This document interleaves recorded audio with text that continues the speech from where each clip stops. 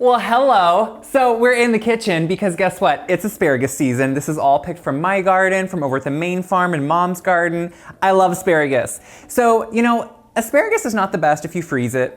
Who wants canned asparagus? It's not usually that good. But pickled and canned asparagus? Whole new world, people. What I love about it is, one, if you like a pickle, it's delicious. It's really fun to add to things like Bloody Marys. If you're doing a Bloody Mary bar or just want something kind of different to have, or as gifts, you could put a Bloody Mary package together, have a jar of this in there. It's so fun to have in there. It's also just delicious on a pickle plate, on a charcuterie board. I know, they're a little overdone, but at the same time, they're never overdone because delicious. So for this, it's actually pretty simple, and that's why I love doing pickle canning. You make a brine, you put things in a jar, you can it, it's pretty quick because the acidity is so high. So to start, we're gonna work on the brine. It's kind of a basic brine, and it's one that you can change the spices on. So I'm gonna add the vinegar. You always use 5% acidity vinegar when you are canning. That is for safety. You want that when you can with something that has a high ratio of vinegar to water, it's a really safe thing to can. Pickles, super easy and super safe. So we're adding the vinegar. We're gonna cut it with some water just because pure vinegar would be, a lot.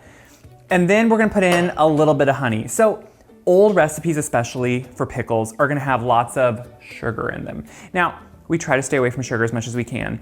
I still say sometimes you need something, and you can do regular sugar in place of this. I like to use honey, but you need something to slightly just kind of cut the tartness, that sourness almost that vinegar can have, just kind of balance out the flavors, and that's what the honey's gonna do. So we have that in there, and then we're gonna add our salt. Now, I always use canning salt, so any of my canning recipes are gonna be for canning salt, which is different than kosher salt, table salt. It has really fine, small granulars. So it measures differently than other salts would. So it makes a difference.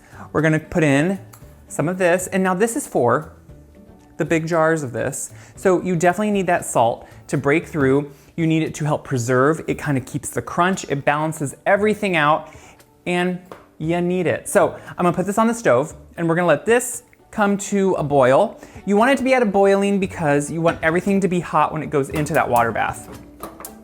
So I can never remember which one does which burner. So I'm gonna turn that on, let that slowly go, and we can get our jars ready. So before we put asparagus in them, I do something slightly different.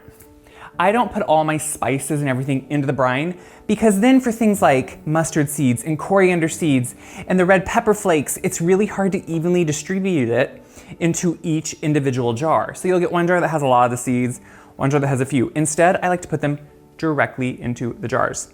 I think that's important. So I'm gonna start by putting my mustard seeds. So this is kind of well, I didn't mention my favorite part of this. This is a spicy asparagus. You can cut the red pepper flake out if you don't want the spice. Why would you do that? Spice is life. I think we know that. But it also kind of has elements of almost like a kind of a slight bread and butter take on a pickle. Not quite, I'm not putting that much sweetness into it, but it kind of has a few of those ingredients. So I'm putting some whole coriander seed in now. What I like about the whole seed is you don't get the graininess always of it, but you get that hit of just good flavor. Now I'm of course gonna put in some red pepper flakes. This is where you can kind of play around. You can put in a lot, you can put in a little. I kind of go in between, but guess what? I like the spice. I like it. I like to have it. I like to feel it. I like to know it's there. So then, this is kind of more the bread and butter part. I'm adding in some turmeric. Now, turmeric it's very traditional in pickling. I like the flavor it gives. I like the color it gives. And I think it's just a delicious one to add. It's very traditional in bread and butter pickles. So it's one that's used very traditionally. So then, I'm gonna finish it with some garlic cloves. Now, when they're smaller like this, I'll put in a couple. It's not gonna be a huge flavor difference, but I just like to make sure if I'm gonna add it in, I'm gonna taste it. So we have our spices in there, we have the garlic in there. Now, the asparagus. So I am using these jars that are they're a wide mouth and they're slightly taller because then you get nice whole pieces of asparagus in them. These are just a traditional canning jar. You can buy flats of them, they're easy to find.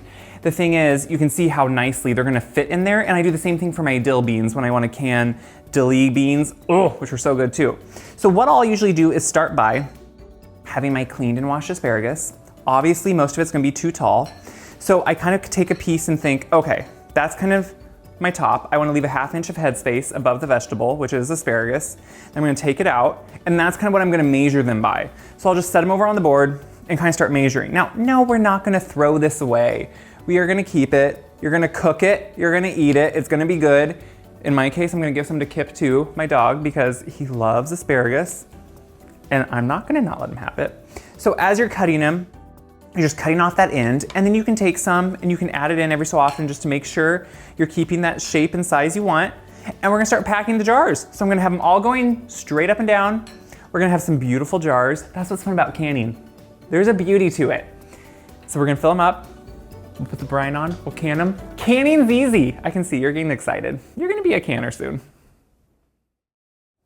The brine had come to a boil, and I let it boil for about 5 minutes just to make sure the salt was dissolved, that it was really hot as I was packing my jars, which you can see are well packed. Now, some of the bigger pieces, when there's extras, you can put these into the centers if you want to, just to make sure they're full if you don't have quite enough whole, asparagus spears at the top. But like I said, all those little pieces, I'm gonna save. They're good treats for my dog, but also I'll just roast them and use them.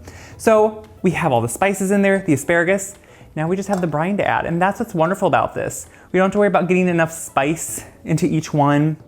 We don't have to let it steep for a certain amount of time just to make sure it gets in there. So I'm gonna put the brine in, make sure it covers the asparagus and has a 1/4 inch of headspace at the top. Headspace is just that amount of space that's left at the top of the jar between the lid and where the liquid starts or the vegetable starts, whatever you're kind of working with in canning. And it kind of depends on each one, the differences that you'll take. So we're gonna keep doing this. I'm gonna fill them up. They're sterilized jars, of course. Then we're gonna put the lids and rings on.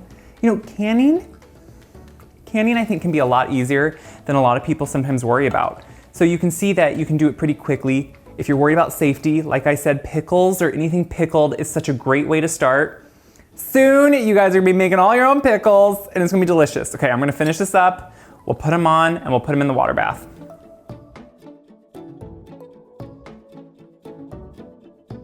I'm wiping off the top just with a paper towel that was in some hot water just to make sure it's free of debris, anything that would make a bad seal. And then I'm putting on my lid. This is a lid, this is a ring. There's 2 parts, the lid and the ring. Some people call these flats too.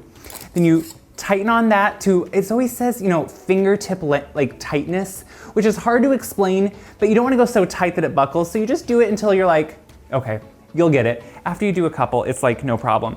I like to put these on racks, because I find it, one, easy now to transport to my stove where my water bath is. And I'm gonna just set it beside it. Look how pretty those are.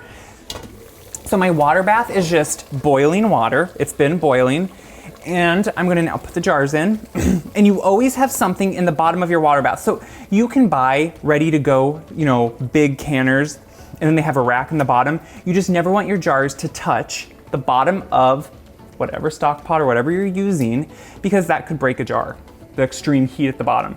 So you want to always have something that just lifts them slightly, and then the water should just cover them, maybe by 1 inch, which this one's almost getting to this slightly, I'm kind of full, but I'll do that. I'm gonna bring it back to a boil, and then we time it for this size jar for 15 minutes, and we have pickles. See, it's super easy. So after 15 minutes, I'll pull them out. Guys, it's pickle time. So I just took them out of the water bath. They're hot. You can already hear the jars pinging, which means that's when they seal. So what happens when you do things sometimes with a wide mouth jar is that headspace that you had at the top now is gonna go to the bottom because things float as they cook. A lot of times they will settle back down after they cool. So it's totally fine. And they're still covered by liquid, so it's fine. So don't be worried if it's your first time canning, you have some of these differences where they float up. Totally normal. That's why sometimes people go with a jar that's a regular mouth, because that shoulder keeps things down in kind of. So it just kind of depends what kind of jar you want to have. So you can see that I have all those beauties. The color from the turmeric is really starting to kind of penetrate through. You get the whole spear. They are just beautiful. And the reason, if you're wondering, why don't you just make them longer so they don't move? Then it would be too tall, and as you actually are having it in the water bath, it can push up on the lid and make it so it doesn't seal. So that headspace at the top is essential, and you cannot try to mimic that with something else. So these have to now sit. I like to let them sit for at least 12 up to 24 hours to fully cool down, undisturbed. Don't move them, don't shake them. You want that seal to fully go, but while I've been sitting here, 4 of them so far have gone, and I can see this 5th one is pulling in. So you know they're sealed. Once they're sealed, I do remove the ring. Some people think, no, leave it on. You wanna remove the ring and check to make sure that it's not a false seal.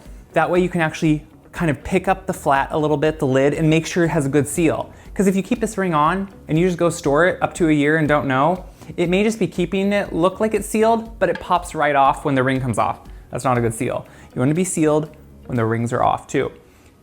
Honestly, in all my canning, I've had only a few times that something doesn't seal. If you use sterilized, clean, good jars that don't have any chips at the top, get new lids, rings, everything will be good. And we're gonna have something fun. So obviously I can't taste them. Within 2 weeks, they're gonna taste really good. I like to let them sit 2 weeks. Otherwise, I store them up to a year on shelves. I do it in my basement because I have an old house, but you can put them wherever you need to. And now you have something beautiful to either put on your charcuterie boards, to put into some good Bloody Marys, whatever you want, or just to eat, because that's what I do a lot of times with them.